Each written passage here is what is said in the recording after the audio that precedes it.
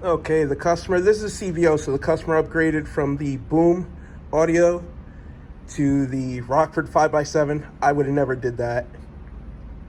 But now we're having a real upgrade because now we're going from that to that. So we use the 6x9 to 5 1/4 adapter. Now, if you look, a lot of these companies claim that it doesn't fit the CVO lids. If you modify it on the router table, you can make it fit. And if you do it right, there's a gasket in there, so you will have no water leakage. If you can get that to seal all the way around, and you use a speaker like the Hertz that has the rubber boot, you will not have water leaking issues in your bag.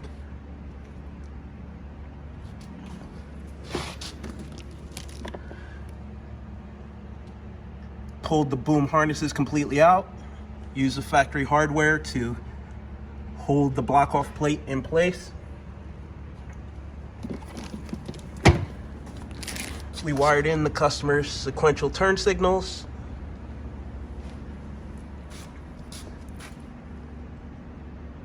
Stinger AGM battery upgrade.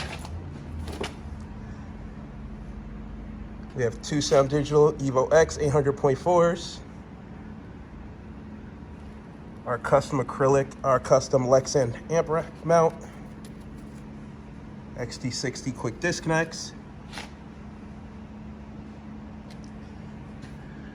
Ground Zero yellow basket coax in the uppers. Put the CVO grills back on. MMats PA 601s in the lowers.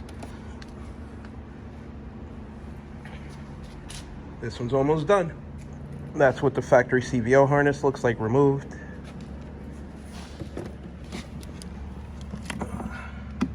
There's our harness, so you don't have that big ass plug sticking out. It sits nice and flat like that.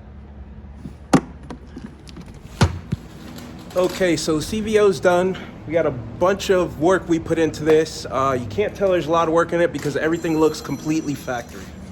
So he's got the integrated blinker turn signals that we hardwired in. So we built custom harnesses, removed the boom audio harness, so everything's nice and neat, looks like factory. We did the 6x9 Hertz Neos in the factory CVO lids. We sealed everything so it's guaranteed not to leak. And we maintained the factory CVO power lock. So taillight harness, lock harness, speaker harness, all in one, all running through the factory hole. We built ourselves another 6-speaker, no mid-bass driver, no subwoofer, mid-bass monster. This thing, these lids pound. These are the Hertz 690 Neos. The mid-bass is incredible. And people keep asking, yes, we have an 800.4 bridge just across the two 6x9s. So just the lids have an 800.4 by themselves. Then the other 4 speakers have an evox 800.4. How's the mid-bass on this bike?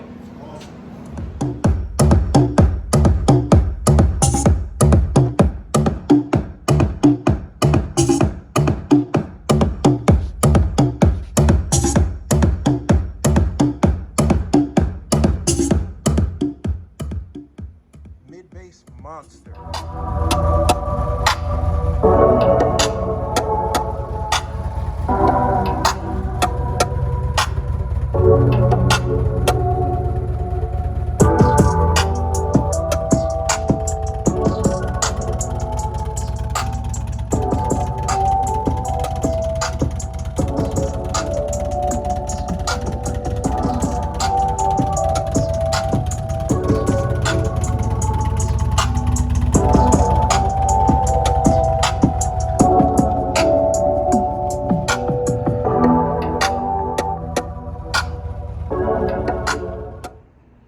Carlos Ramirez, owner of NVS Audio in Roselle, New Jersey. So the CVO is done and delivered. The bike is very unique. Customer wanted to increase the output in general. He started with a boom audio, wasn't happy with that. That's what the bike came with factory. Then he upgraded to the Rockford Stage 3 kit. He was happy with it for a while after we upgraded the 6.5s in the front and did an RTA tune on it, but that only made it happy for about 3 or 4 months. And then he finally decided to go all in. He's got a big trip coming up soon, and he just wanted something that he could really hear at highway speeds and enjoy, something that had some bottom end without sacrificing any of his storage space. Him and his wife travel a lot. They use all the storage space in the bags. It's the whole reason he got a touring bike, is so he can go touring. So he loads up the tour pack, he said his wife loads up the saddlebags to the top. So even convincing him to go with the 6x9s in the back over the 5x7s was a struggle. I actually had to let him listen to another bike we were delivering the week before to convince him to give up the extra 3 inches of storage space on each side. I'm glad he listened to me. He's super happy. I'm super happy. The bike came out awesome. We cleaned up some of the wiring that he had done before. The customer is very capable. He wired his tour pack locks himself, but he used posi taps. We took all that off and we soldered all the wires in place.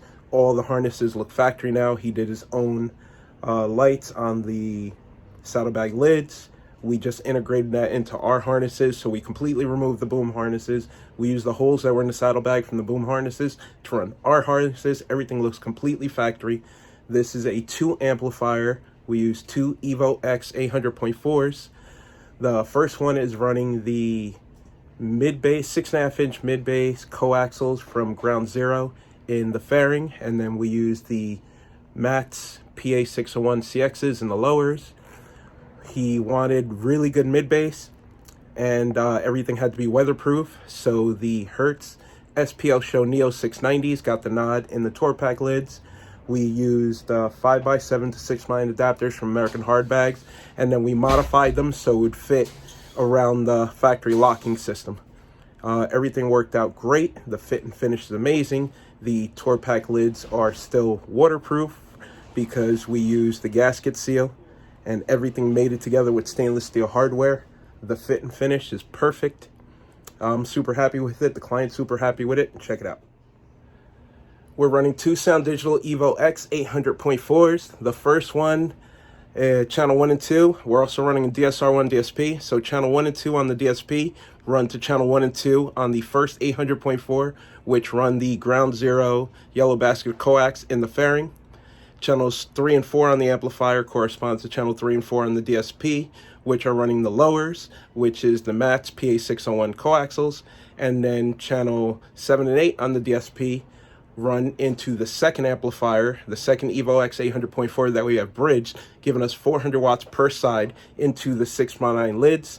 So the Hertz Neo 690s are receiving around 400 watts each, high pass at 60 Hertz, 12 decibel per octave slope. It's pretty ambitious. It's a lot of power across 2 6x9s, but we do it all the time. This customer's got a pretty good ear for distortion, so if he's hitting it hard and he hears a little bit of crackle, you can just back off a little bit, but we give him plenty of headroom, plenty of power. This thing pounds. We have a ton of mid-bass, no loss of storage space. I'm really happy with the setup. The client's really happy with the setup. Check it out.